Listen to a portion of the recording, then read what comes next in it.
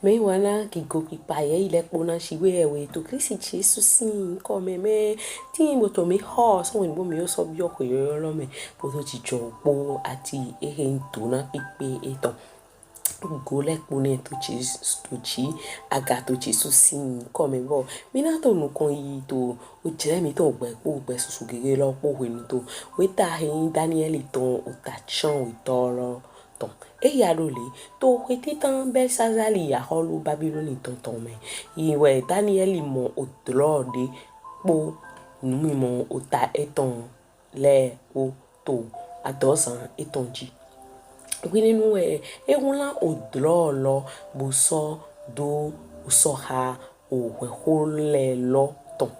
Danieli do ho bo so do mo nyemo to numi mo she me to ozame bo da yego che hon ene olon ton gba che gbonu to ohu da ho loji bo pe kan li da ho ene heji son ohu lo le mewa nkonko ode son awitome titan tin tairi kini de bo tin to bo tin do ofun akunton le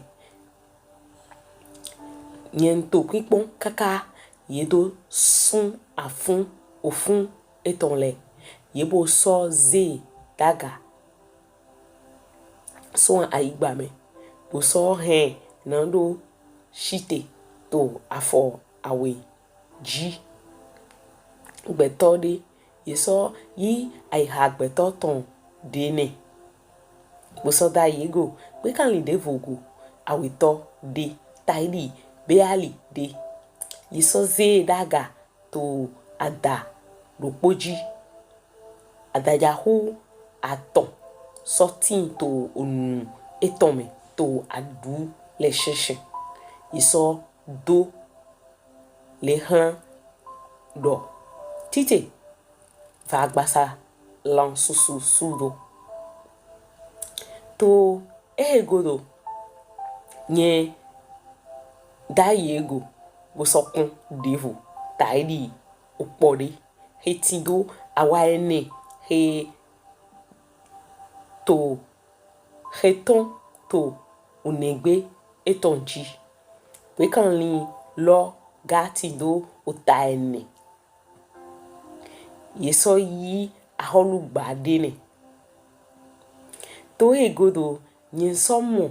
to mimo osan meton leme bo da yego we kan li ene tori kan yan to bo dobu somo do hunlon gbaw e sotindo ogan yudu da hodle e vasudo bo so gba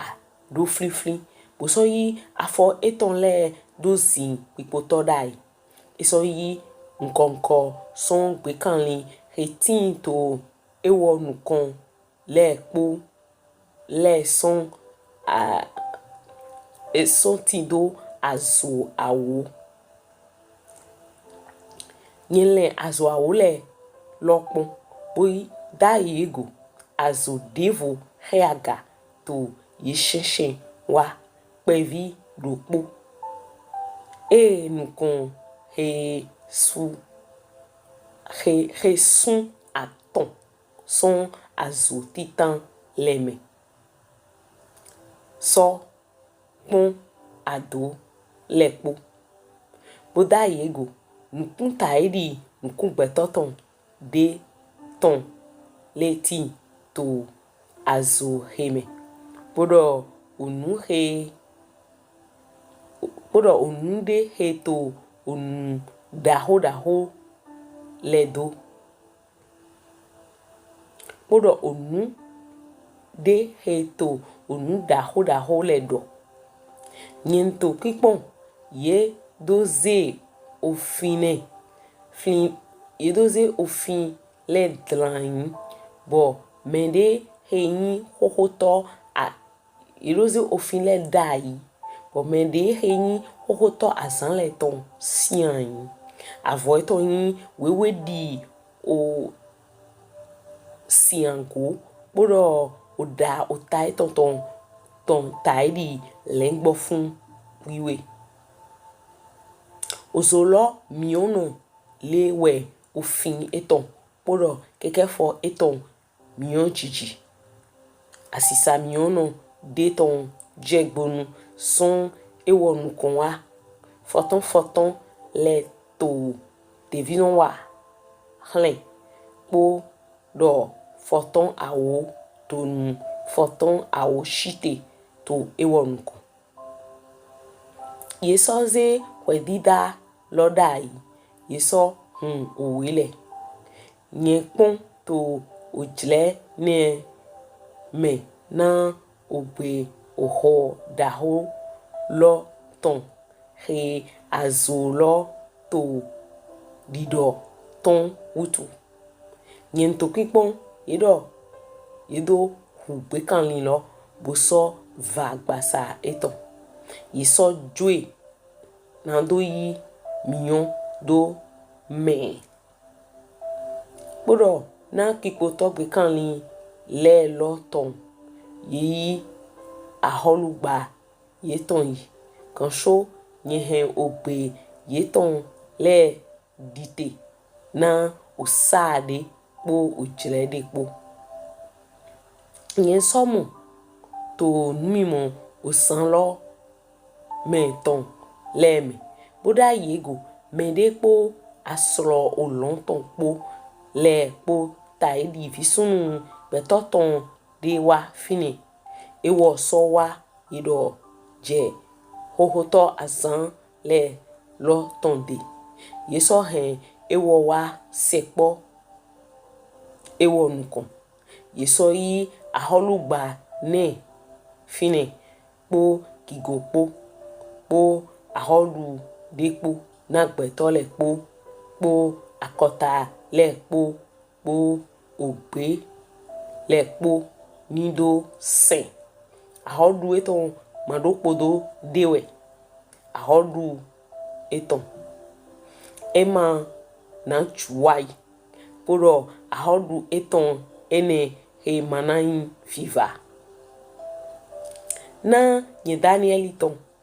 nye he biboshe sadi to blagba gbasha she shen ton me podọ numimo otashe ton le so dotu klami nyewa sekpo je dokpo yeton hesite to la de bokan nugbo lo se egbon ehe le poton dali mon ewo donami boso hemi nyon otadena onu heleton be kan lida ho hele Eyin ene aholu enewe hena fon son ayigba lome Ṣigba me wiwe gigo kan ton le we na mon aholu lo yi boso yi aholu lo na nutindo kaka yèdọ kakadoï wenenu we ye na so djlo na do nyon nugbo lo bon pe kanlin ene tolo ton dali Eyin nko devo son popo yeton me kan nyanto gbau adu me heton yin ogandu ton le podọ ofen eton le ogan ve ton he fasudo gba do flifli boso yi afọ eton do zi pipo torai podọ pon azo awo le hetin to ota eton ton dali po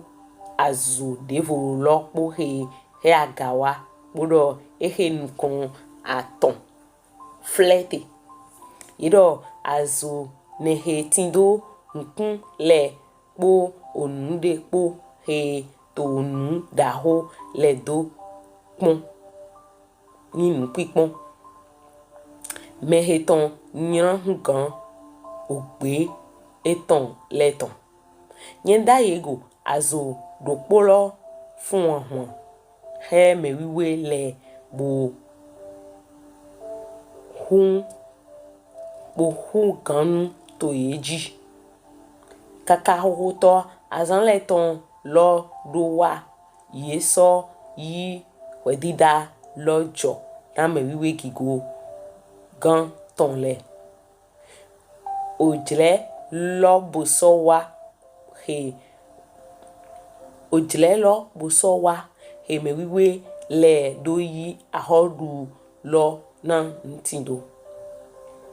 lewe ewodo we kan ni lo no yin aholu eni to de to ayigbaji he na yin kun he na yin nko devo son aholu le pome bona so fa ayigba lo pete sudo bona so li di odo bo so gbe han podọ na azo aton leton aholu awo na fon son aholu heme podọ devo na so fon to yèdọ kodo ewo na yin nko devo son titan tome ewo bona so yin aholu aton po do odo ewo bona so no do oho le bona so no do oho le do kigo gango bona so he agbo pe me wiwe kigo gan ton le ewo bona so le na do dio ojlele po osen le po nye ye na so joye do alo etome kaka ojlede podọ ojlele po oda ojlede ton po Ṣigba wedida na sian ye bona so yi aholu gba eton yi na do husudo podọ na do fe je podọ lo podọ aholu lo po aholu gba lo po do kiklo aholu le lo ton to aholu pete glo we nyina hlan beto le son me wiwe kigo gan ton le me aholu mando podo dewe aholu eton aholu gba le po na so sin bo so se tonu na file we opodo ohweho lo ton te na yen Danieli ton lile she so to klamitlala podọ yen so he nukume she dio to yen home Ṣigba yen hula o hweho lo to ayigba sheme ayiha sheme nishe to Jesu si nko bo weta lo esiso somo esiso bo so do eyin nwe supo hemina ihe na do hula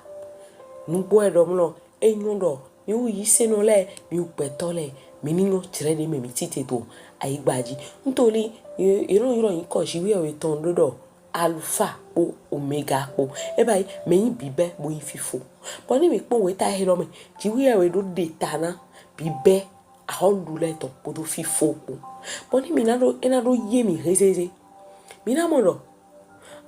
o dle de me Danieli kudrote wende nepkanzali si ovi he besazali he homido he ma hokun de baba eton ba igbon na lo yi nwe kakabo ibe kofu o ko hochiwe tometon le na nu han po hagbeton le po bo edo in viva sudo to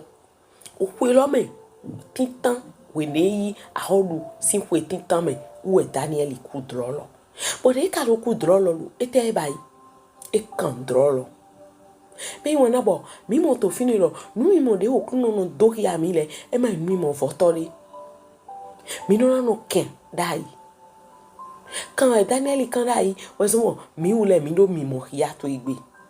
bo ni ena do ye mi nu e Danieli mo no le ma siamo mi na mo no tro titan me e mo eyin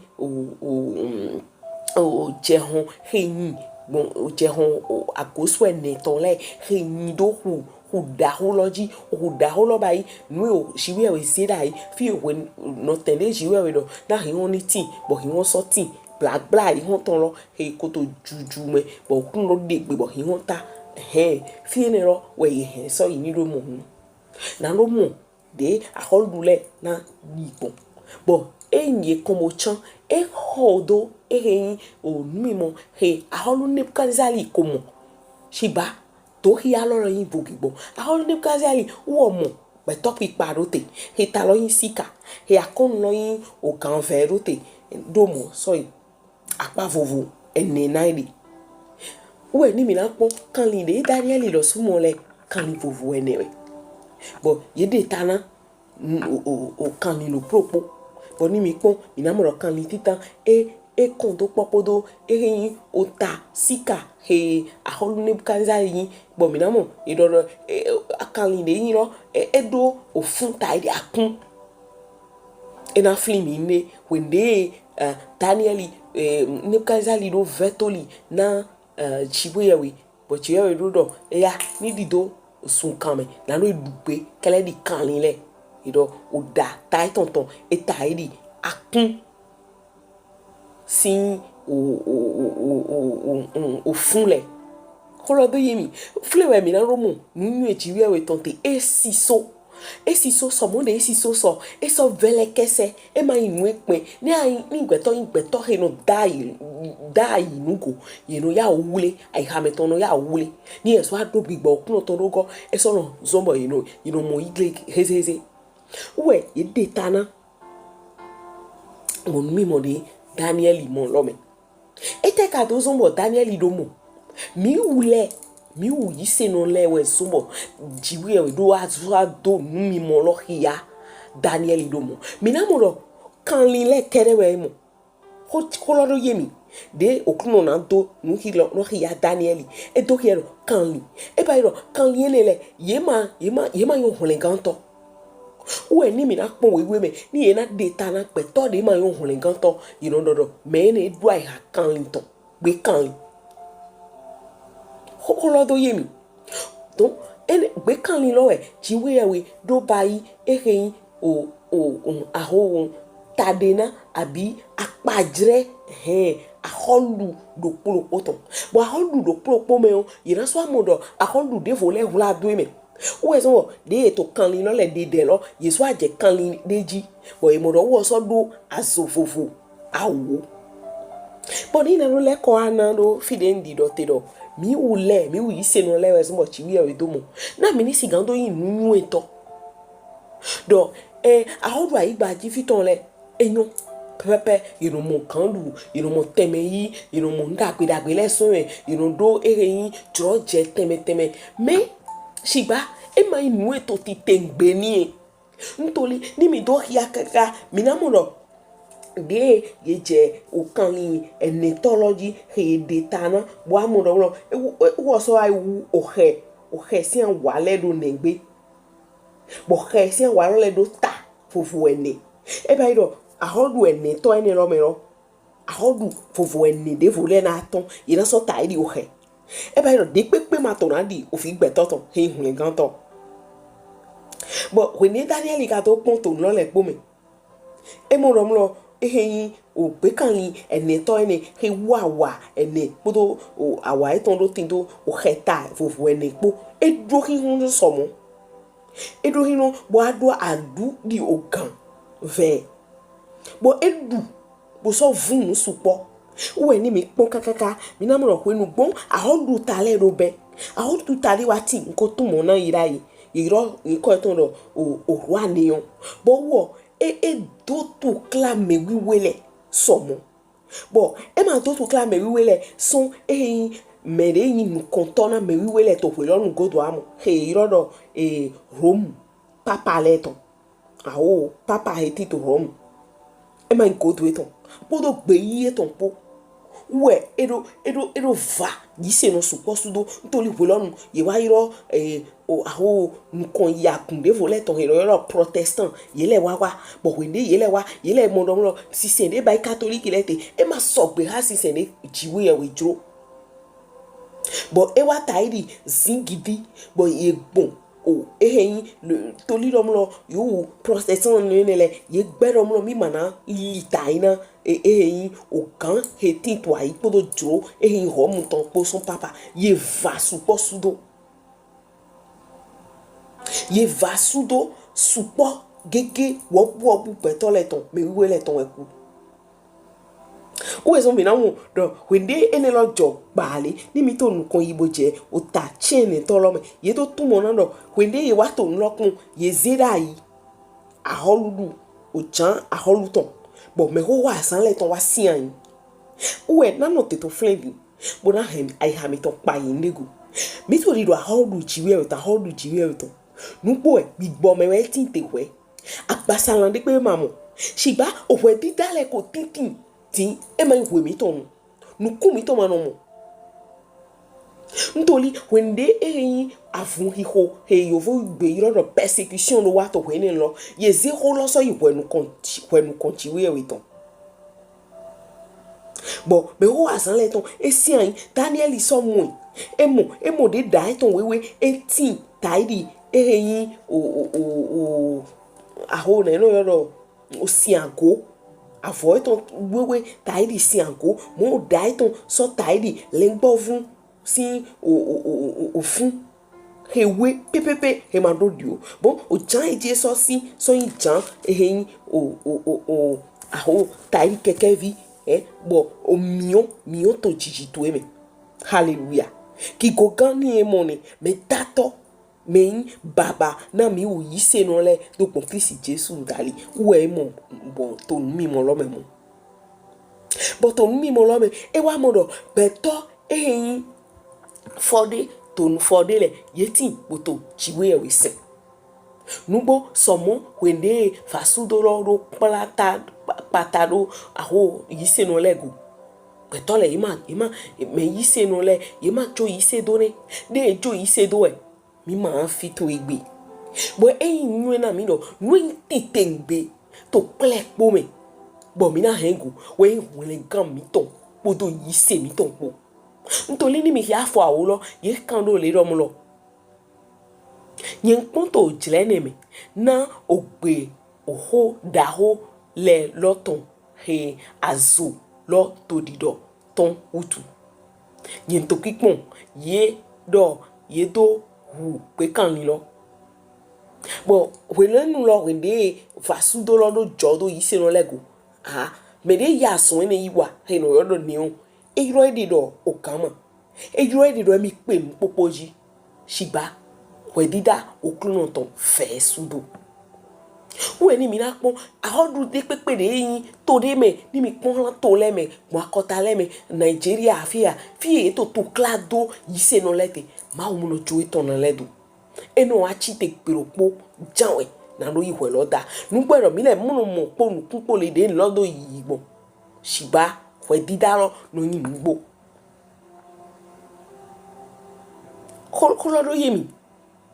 holodo yemi do ni no mlo eto dinamido me de lesi en ha me mi juro anyo aholu do propo etẹwẹ je ha ni juro mi na kando we kon lo sin doro mi ni tumo na mi na so ya san e ma yin o hoke o mi ma nu kiplo wona se do we lodi Ṣigba mi na ba enu yovo no yodo sum bo mi no popo na kan hobio bo mi na ti me na ntoli esiso de ka so siso so mo jomi oyibo mo ti me lole lórí mi pon ahodu lole kakadi mi na mo fi emi te gbedi mi o tin to afo mi o tin to ahodu godo ton ro eji ntoli not id kekevi si afo bo edo lile titan o lile bo ye va yiso no mo pon sudo to jre lo polo me egbonvona va sudo he wa joto Nigeria wa ile he joto oto he male leton me bo mi no si uwe ni mi do hia wende Danieli wa monukunje eyin okanye ne toro he taidi he do o hesian wa to negbe bo hesian wa ne le wu ota fovo ene de vo de me to kanielelelewe Yesu amudo ewu azoawo ni ebe aholu vovo awo boni mi hobo pon chanigbe aholu hetinto boya democracy gloria boya edo nko teme ma nde na yorodo okungbe me eyi mi hiya e kon fi e gba pe gbon to akoso eni rome podo alo sindo po da ho eton lepo mi na mo awo e pe ngbo holodo yemi mi na mo awo we pe ngbo bode e ka ro pe awo rome yo le lo su yeyun nugbo eyin ho ta heloji bolo he go to aso yi ton lewa yi ro plan pour projet po bo ene lo me eyin nu eto ime posi ayiha me lo aholu Klisti tonawa kedi ri Danieli mo po to we ta lo me ye nu lo aholu Klisti Jesu tonawa bo wende aholu Klisti Jesu tonawa ena yi ronson aholu ye ton si nugbo lo owe Oklunọ ton lo aho mina fo bona do pe Klisti to asro me Ṣigba me wona eyi mi nu eto so de mi yise no mina no le npo ro logo mi po jira egbon Klisti do ho ni bo yi wecho do yi to edo na mi lo mi wi yise no le ni bo bai bo yi ohun dagbe lato na akota le popata ni do yi ohun dagbe kaka jedi mi mo bi asro me am bo pepe le e wa do ye mi lo mi na do yi bona no fo na no ipe lo tu classe sie chetin de we na but tu classe sie tentin ne mi wo le lo su na fini jiwe ewe ehin yo pagbe to eyin mi ma fini ya e ma wa chiche no pa we do oho ton karo inugbo so mo de ho ton no igbo e do mlo mi no fini mi bo so no pa che ne holo de yimi boni mi pon mi ma si en pon lo ejon lo jiwi o ejuro mi ni yise no to plepo me ehio eyin ro mi ni yise no pepe nko do to winde nkoko na ode to akota leji Ṣigba mi wi yise no le lo su mi no na yi temi to me to akota le me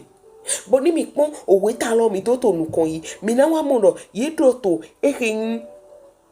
afọ konukun do poto kaka je konukun awe do nugbo aho yise no le ye wa yi jiwe we sin vile wa yi ehin aholu lo Ṣigba e ma yi ojle fifa me e ma jire bibo me boni pon lo le poji ka nu do be me jire lo me di emite jire lo me do ndi emite be ntori bibo Oklunọ to ko hemi nu egbete we di ro mo aholu du hetin to ayile he ma yi jiwe we do ko le nu supora budodo ye to jire me mitite bo yise no le we na adimo na ro skan do mo ta de na nwe do to kla ele ko lo re yemi Ṣigba so de mi na mo eyin gigolo yigbon na ro mo teme mi to aholu ta le me e ma yi awu bibonu to klara so tinti tengbe awu mi wana tinti tengbe fine wenenwe ehin o vasudo he wawa yilo devo na so awa mi ma ka yuni homu na tonso ya abi malen le de na tonso do nye pele ni do pon no modo no le to yere mero malen le de na tonso do nwe do chijo to ti wutu ntoli ni mi pon àwọn Israeli to funfun podo malen le supo do ku but igbeto supo so hariku gbigbo heto kokona to enele you know do droje na ro ijiwe yawe si nkan bo na ro ibio aholu so ebe holo do yemi di do ohun ye to son da igba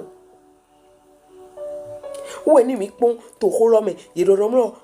when de aholu enelo aholu de na wa di mo na so ava yise no le sudo when yise no le na mo teme to yi to le me to akota le me viva sudo lo na sinye somo viva sudo lo na sinye mo na so doho do jiwe ya wego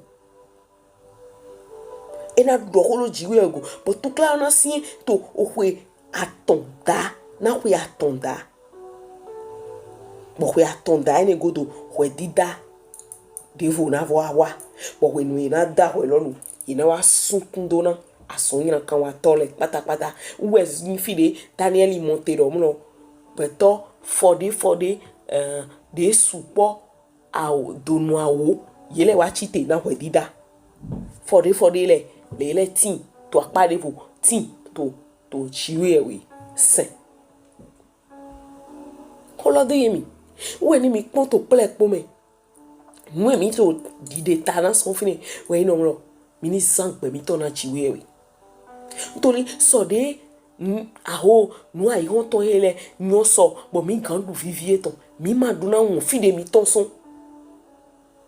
osonji asisa he mo hu ton de we mi to son ni to no jiwe we Danieli e yo yin to no me hoho azan le to mina jenu kon to na lo senwe a abi mina jenu kon to na lo ihwe dida o de chiwe ndo mo lo ni mi jenu kon to ni do mi to si sewe ni ma yin do we dida mi ni ma yin na mi do mo we dida lo tori we da kuno to be tori pe ma kan to so me boya ka do gbeje sedun bo adu do ho ememe yun lodo ho lo esiso eyemi somo apade sopo bu ma so yemi munde do na jewe ge to plek po me ino ti hun gan to mo bo si present na hun gan to san present podo me ho wa san le ton po ntoli jere ko ai bo ko da wede jere de vore na so wa ina so da wede nu mi gan mo yi to ai gbaje le jere po sa de po eyin tan mi ko Danieli so de yan Mahu ren sise ren je aga bo ba yi nu ento he no na kogo na aholu to devo meto to na de ma so hun kan mo ni we so mo mi timbo to hiya ni Ṣigba e wa so to mo wa klitana bo tin to gigo e to meto Oklunọ sinu kan we mi dona ni nu e do mo lo ke nu e mi dona wa be e ka to gigo na jiwe e kabi mi na tin pon na lo to gbe jiwe e ton lu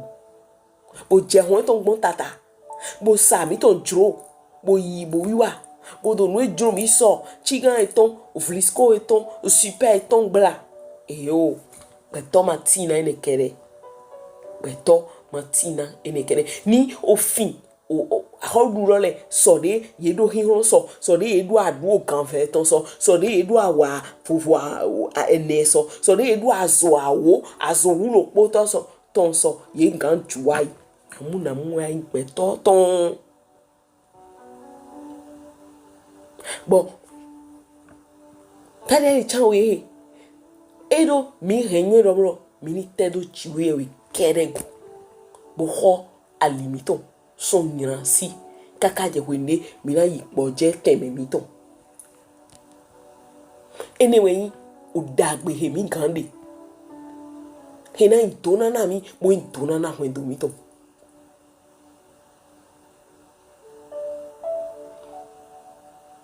but ya ro gbeche sele boya afoto mo no te glin chanto ali ojiwe etonyi ati afolopoge lopoto ku abi lopoto kodo eyo beto ma kan zan pẹ̀lú mo si ogbe jiwe to yorowe na we gan azoma holeme asuma holeme o nu mi gan lo hota e le po di pe ma holeme mi mo do yèdọ Danieli do emi mo ofi gbe toton ke yezi aholu lo la do me na he aholu lo ma fo pon gbere e be lo wen dagbe lo ogbè he ti to me e ma kan pon gbere e ma do vivo ma vo we we ti we do yoro we lo wa yi gbe ni wa yi wule gan ni anona dewe choblo ado mi pe goblo e o mi na to falo kan kaka mi na to avolo san kaka mi na to yewe lo le home la kaka e o e ma pa we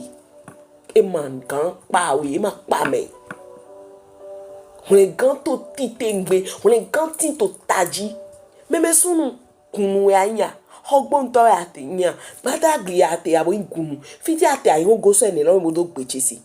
ja unvewi wayi holengan foto bo ayi on ali don to ni mo holengan wa chokuzan ni wa ma so inu kongan na hode na titengme me mo ko mo holengan to ogbon le baba to Jesus sin come mi do ndo na joro je ya na mi to holo me na nu mi mo ya he mi mo yi ton son Eyin Danieli o ta chanwe lo me he do ya no mo to pele pogodo nu itaji we no mi ni din o holengan to mo mo holengan yi baba hode pe to di pepe he o se gbeche ya abi he ma ko so se gbeche mo abi bo ya he na wa se mo holengan lo hode ton ye wa dewede to Jesus sin come ton ye wa dewede do hodo ayiha to me pe kai he to wa pa to san ho me to adosan to ni to ante to ai hun de ten to fi etinte to azon wa to fi etinte to sajo to fi etinte bo to nu ejro e wa pe kai oh baba adike ogbon tole tomblo to Jesus sin come adike benento domblo to Jesus in come benento hoyi Eyin oyin vodun ton cho Jesu Kristi ni ye tumona benelo son Eyin ogbè le tome ye irodo ofide we ni pon kaka no do be bene ma we Oklunọ to zinza na do wanyo fiche ni ko eton ni bene bo benelo to ju sin gbe me ye tumona do ofide ovido po heti mo kan hole me we Klisti Jesu me hole kan to baba hode de to gbeche se ngai ha to hwapa he holo ye to dewe hia e hun kan mo ton ye wa dewe Jesu Kristi bo wa do dewe hia e yo vodun no le yo tron no le yo wa son konko wa to le he mo ko nyowe to Eyin ko so ne lo me bo yin bo tito gun bo to so gun si a cheme bo to so a alada si a cheme baba pe ha ye na hole kan to Jesus sin come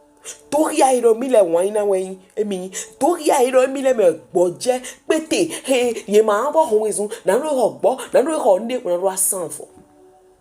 bo eni mo ko pe na lo yi ki go pipa le po na we se bo do ache yi to Jesus sin ni come ni she me wona mi ma so inu ko hun kan mo bo ndo ni da yi do go we taro esiso no mo lo mi do hudo eton ye do mi ni to mo na o kan lo propo akota ten kowe we ten we wa yi plepo to ayi ni na tu mo na mi na gba igan ihoro po kan wa we kan wa to ma to clara ye ni mi ko gbes gan kan lo nu pon lo sin doro mi jro yo fo gbe mi kan lo abi gun gbe me ni ko mo ya ni mi pe ode awe aton ene chanwe mi na ba yi nu yo fo yo do sum mo na do holo mo tu mo na ti tengbe we na lo ye mi bo mi lo sule na so ma podo me de vo lepo eyo mi ndo dochi bo so ndo do me da ho Klisti Jesu to eso iwede nu to jire mi to ogbepo ogbesusu gege po we e dabo